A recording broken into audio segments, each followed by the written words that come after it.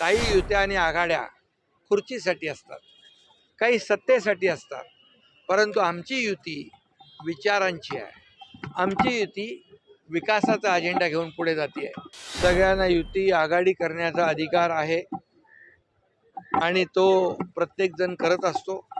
फक्त काही युत्या आणि आघाड्या खुर्चीसाठी असतात, काही सत्तेसाठी असतात, परंतु आमची युती विचारांची आहे. आमची युती विकासाचा अजेंडा घेऊन पुढे जाते आहे. त्यामुळे फरक हा आहे की आमची महायुती जी आहे विकासाला प्राधान्य देणारी आहे, जनतेच्या प्रश्नांना प्राधान्य देणारी आहे आणि काही लोक स्वतःच्या स्वार्थासाठी खुर्चीसाठी एकत्र येत असतात.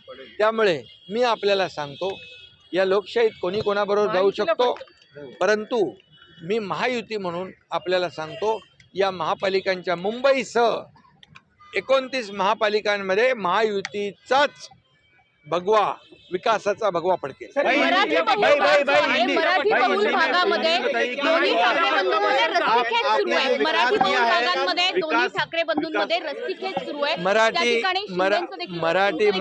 आहे. मराठी माणूस सुज्ञ आहे. या मराठी माणसाला मुंबई बाहेर हाकलण्याचं काम कोणी केलं?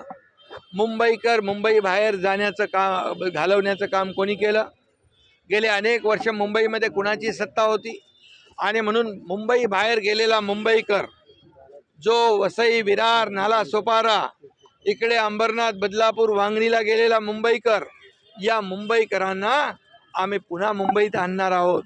त्यासाठी आम्ही या येत्या अधिवेशनात निर्णय घेतले. 20,000 इमारतींचा ओशीचा निर्णय घेतला, पागडी मुक्त मुंबईचा निर्णय घेतला, फणेल झोनमधल्या डेव्हलपमेंटचा निर्णय घेतला, रिडेव्हलपमेंटचा निर्णय घेतला.